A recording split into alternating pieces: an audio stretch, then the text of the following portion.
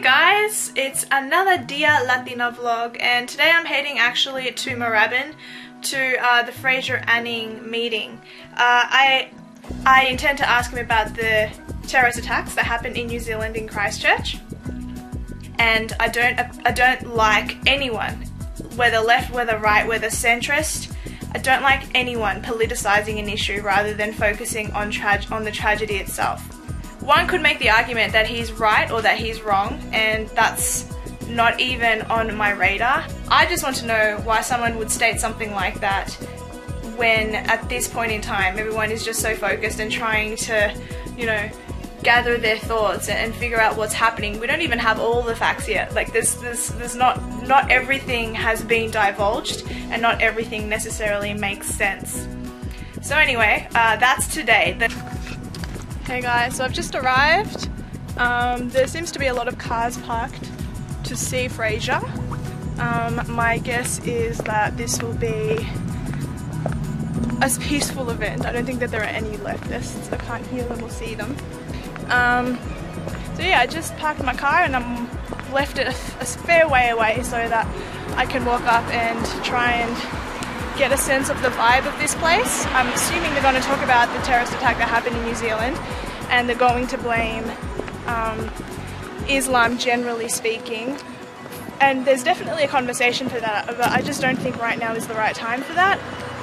There's absolutely a conversation to be had regarding this level of politics, but right now let's just see what the vibe is, how dogmatic it is, whether it's kind of cultish. I'm eager to see. Okay, keep you posted. What do you do? Hey dude, can you do that? A doctor wants stupidity. Hey, put off there. Fuck off. Back to Queensland. Oh yeah, no, back to the head of space, mate.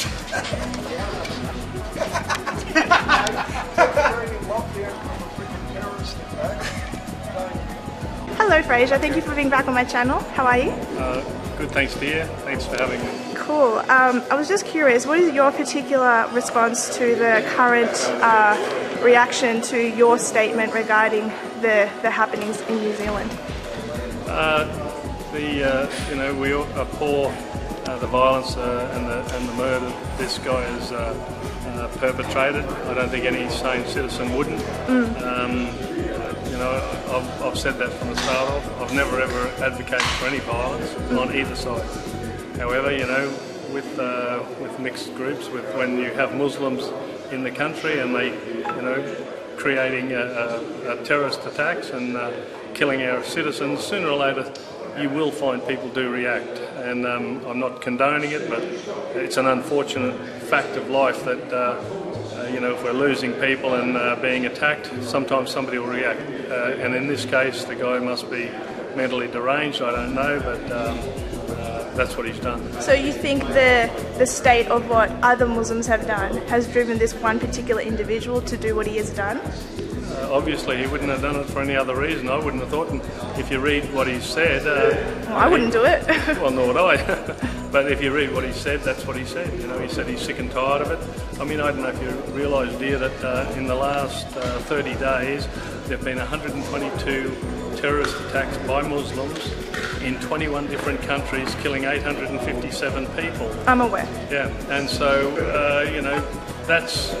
When you're being attacked all the time, countries are being attacked and citizens, you know, sooner or later there is a reaction. Now, I don't agree with that reaction, no, but it's a fact of life. Do you think the particular specific Muslims in this actual mosque have anything to do with terrorism at large?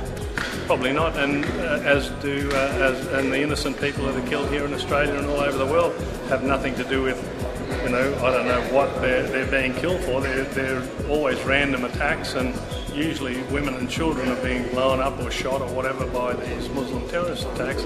And so why this guy decided there, I'm not sure, but no one agrees with it. And do you think all immigration is bad? Because I'm a first-generation Australian and my parents are Colombian and Spanish. They've assimilated pretty well. Well, what are your thoughts on that? Well, obviously, you know, it's a pretty straightforward question, isn't it? You know, the Greeks, the Italians, the Sikhs, the Vietnamese all immigrated here and all have done a great job. They've integrated, they've built the country, they've helped build the country. Of course I agree with that. I'm quite happy with it. But what I'm not happy with is bringing people in here who hate our way of life and try to change it by terrorist activity. Okay, cool. Thank you. Thanks again. So the venue's actually starting to fill up a little. There's lots of familiar faces that people are aware of. I think that's where he'll stand and speak. And then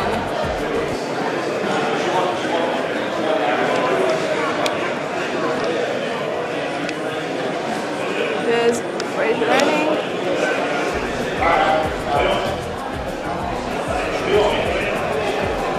And this seems to be the little wannabe King's Corner.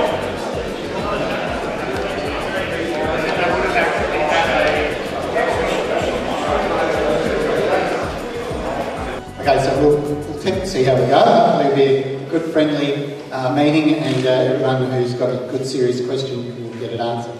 So just get what you get with Fraser. So I'd like to introduce you now, Senator Fraser Anning.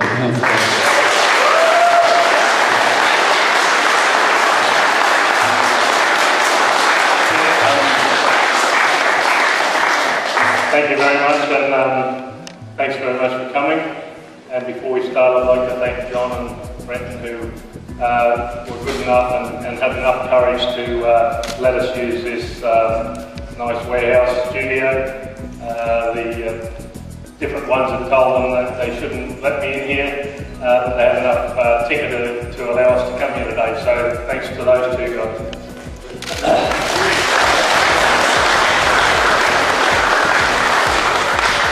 I'll just start off by telling you where the party stands right now. We registered it, we started that process a couple of months ago, and then it's 30 days for objections. All the objections have been in. They did hold up 3 objections for 2 weeks, which has slowed us down a little bit. I don't know whether it was deliberate or not, but anyway, that was what the AEC did. So we're hoping that we'll have it registered by the 21st of this month is the day that it should be registered. And the reason for registering a party, I guess you know, is without being in a party you can't have your name above the line.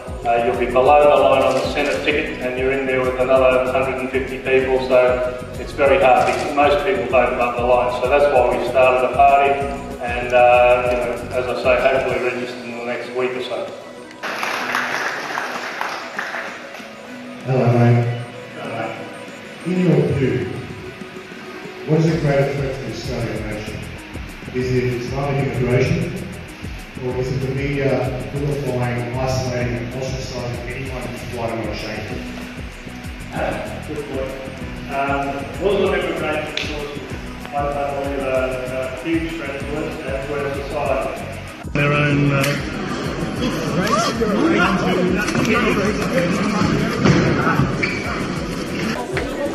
That's a lot of us. Yeah, I should have.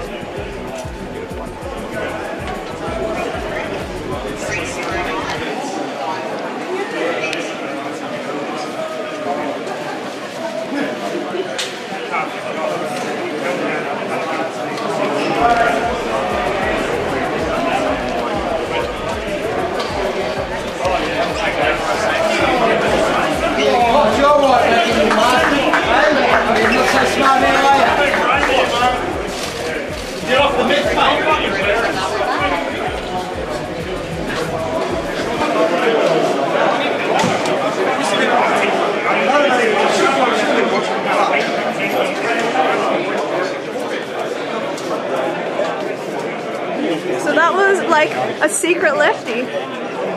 He was standing right next to me. Was he? Yeah. I seen him. I should have picked it because he was standing right in front of me and he had some fucking rainbow band around his.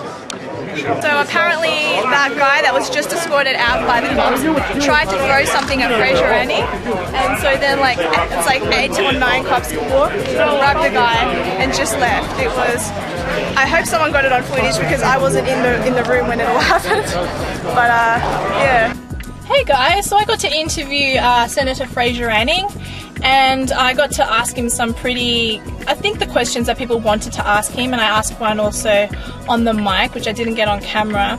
Point is that I think a lot of what has been stated regarding his thoughts and opinions with the whole New Zealand terrorist attack is being very much blown out of proportion, and people are jumping on this whole tribalism, mob rule mentality, and I don't want to be a part of that.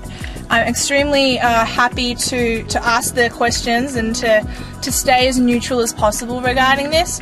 I called the act for what it was. It was terrorism, and it exists outside of the religion of peace, of course, and my thoughts and feelings on the religion of peace remain intact. None of that has changed, but I do believe in being thought consistent, and I believe in individualism. I got the answers I want. I didn't feel the vibe of a racist. He said he wants immigration, and that Greeks and Italians and, you know, the people that have assimilated and adopted the laws of the land and the culture and, you know, all of that, he's happy to have them. So that doesn't really sound to me like the words of a racist, but I know people quote final solution and those sorts of things. So I'm not here to defend Fraser Anning. I think people can make up their own minds. This vlog is not a video defending him. It is more so a video that I wanted to make because I wanted clarification as to where he stood regarding the media response to his comments, and I got those answers, and I'm happy for everyone to make up their own mind. And that's pretty much my thoughts. So everyone has to make up their own mind. I'm not going to jump on the bandwagon of tribalism and hatred for the man. Anyone is entitled to say what they want to say. It is up to you to react in a dignified manner. Anyway, it was a very productive Saturday.